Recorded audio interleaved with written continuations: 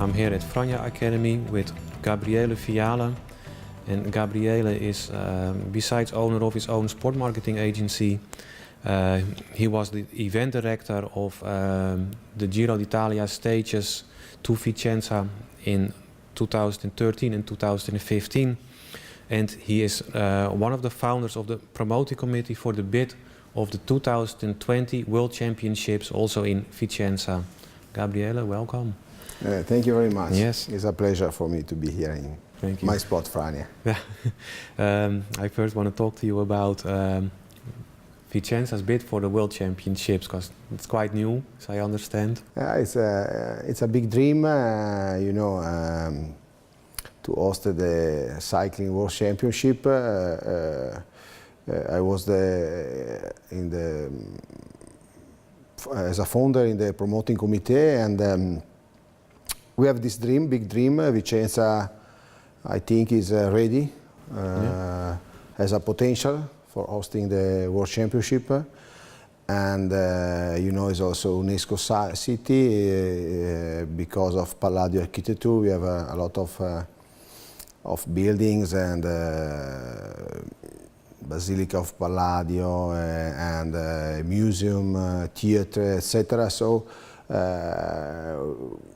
we think that Vicenza can be really interesting. Also, is a big city for the companies and for the economy. Also regarding bikes, we have a very big companies, a long tradition about it. So I think we can be ready for it. Yeah, and this cultural heritage that you have in Vicenza, how important is that in the bid?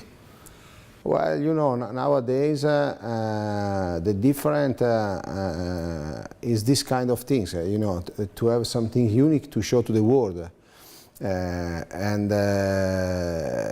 to have this sign from UNESCO, World Heritage Sites, as a World Heritage Sites. I think it gave more credibility and more fashions to the application, and as well, although we are not thinking about only Vicenza, because we of course would like to involve the other cities around Vicenza, like Venice, and our dream is to organize the start in Venice and the finish in Vicenza. But from one UNESCO site to the other. Two UNESCO sites in connection, and also Veneto as another very important monuments is the Dolomites. So we can combine nature, sport, art, and culture, and this is important in our project. Yeah. Do you think that also that this heritage that you have, that it makes the bid more successful, that you have more chance because you have this heritage to show?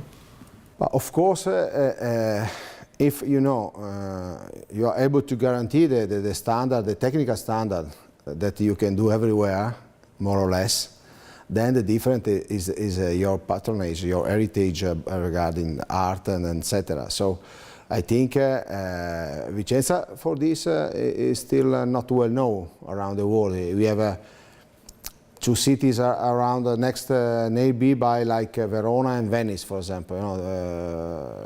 Very famous. Also, Verona has already hosted twice the World Championship in 1999 and 2004. So I think this point can be the difference during discussion to decide who can host it. Yeah, and let's go to Vicenza. What heritage sites do they now currently have on the UNESCO list? On the UNESCO list, they have the Basilica, the biggest church in Vicenza center. The theatre is called Olympic Theatre, also built by Palladio. And La Rotonda villas. There are ancient villas with special structures. So, and all the villas built by Palladio architecture around Vicenza district are in the list of UNESCO. So, it's also worth to be there for who likes to discover. Italy is very, very well known in the world for its art, its culture, historic, and Vicenza is part of it. Yeah, yeah. And that you have this cultural heritage, and if you have the World Championship, of course, it's It's nice for the World Championship, of course, and a nice backdrop. But also, I guess, the World Championships are also a nice way of promoting your heritage, I guess. Yeah, for sure. You know, cycling sport. You know, in Italy we have a big tradition with Giro d'Italia that he has a history more than 100 years older, let's say. So, the sport is and the cyclist is a really good vehicle because you know the images are broadcasted all over the world, and that could be really useful also for Vicenza to show their UNESCO sites, their UNESCO heritage, and we trust in it. It's a strong chance. It's like a dream, you know, but we want to work in order to make the dream come true. Yeah, and you already had these 2 stages, of course, for the Giro in Vicenza. Could you see that after these stages you had more visitors also to these heritage sites? Did that? Of course, for us. It was a good, let's say, training to organize twice time in so short, in a few years, the finish at the start the day after of Giro d'Italia stages. And of course, we had planned several collateral activities, especially inside also the monuments and heritage, UNESCO heritage. Like in Basilica, we have an exhibition regarding the history of the bikes. So from the beginner until now, the really technologies with the high technologies bikes nowadays. So we combine already, we mix the activities between technical matter regarding the course, the race, and what the territory, what the city can offer for potential tourists. And you know, in order to attract tourists, we have to promote, but also to organize some things inside these monuments in order to attract people inside and to give them the chance to visit and to admire how beautiful are these arts in Vicenza. Yeah, okay.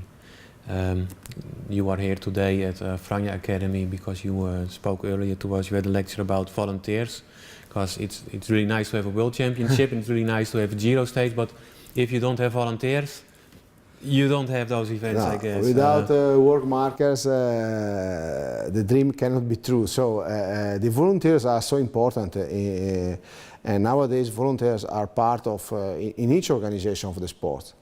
As we saw this morning, you know, Olympic game in London was built by volunteers, 70,000 people. Also in Italy we have a very strong part of Giro d'Italia, but for example the world champion in Nordic ski in Val di Fiemme 2013, they had 1,300 volunteers in different charters, so specialists, etc. So I think it's important, really important to pay attention about the volunteers, because they put their energy, their passions for the organization. They feel part of the events. This is so important. And as I told you, it's important to pay attention to them in the right way. Yeah, and how many volunteers did you have at the, let's say this last Giro stage in 2015? Well, for us, in the both stages, we had about 460 volunteers for each stage, because at the end there is a lot of things to do, and you need a lot of people to support them. Yeah, because what kind of task do you then have for a volunteer? What do the volunteers do? Well, mainly we controlled the last 60 kilometers of our course, final course. So we protect all the roads that were crossing the main course of the stage. So each point was controlled, and so you know, in the 60 kilometers you can think how many Of course, the volunteers So support. with controlled, you mean that you have a volunteer standing on the crossing to stop cars that want to go on the parkour? Exactly, but this controller came from civil protection, that is official institutions. Yeah. Because to do this kind of service, it's necessary to have people that are authorized to do it. You cannot took someone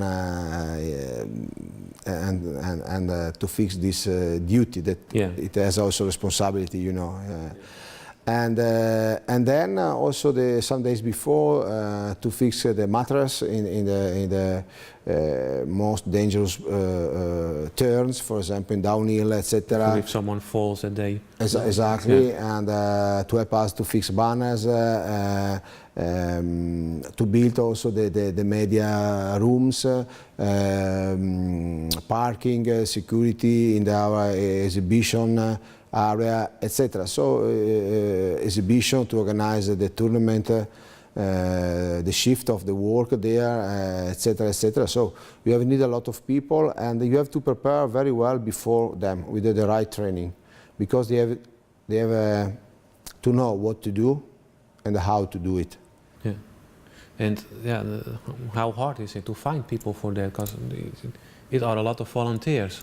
Yeah, as we saw this morning in the presentation, we have this official institution that is civil protection. So this big event, like Stage of Giro d'Italia, where you involve extraordinary amount of public, and so required extraordinary attention for safety, you can involve officially this kind of organization. So you have people well trained.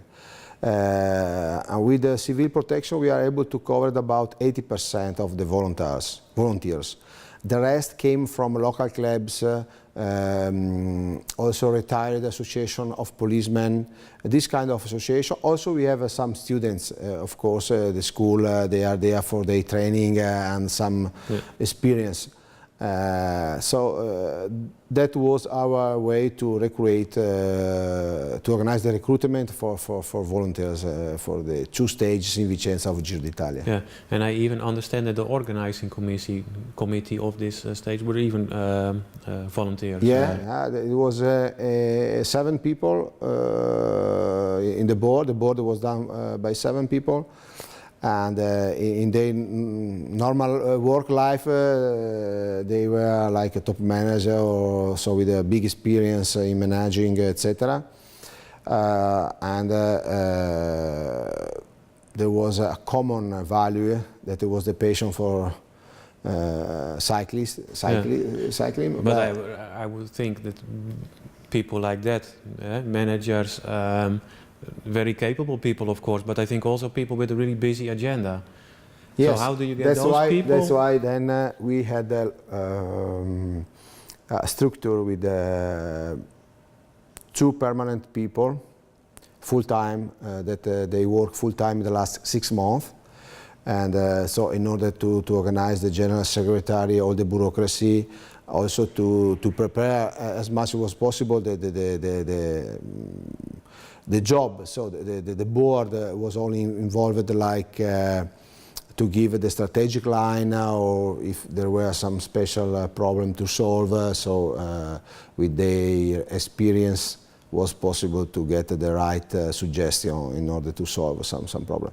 So, but you know, even this extraordinary experience, also you can get a strong know-how for future, and everybody can invest their time because of this.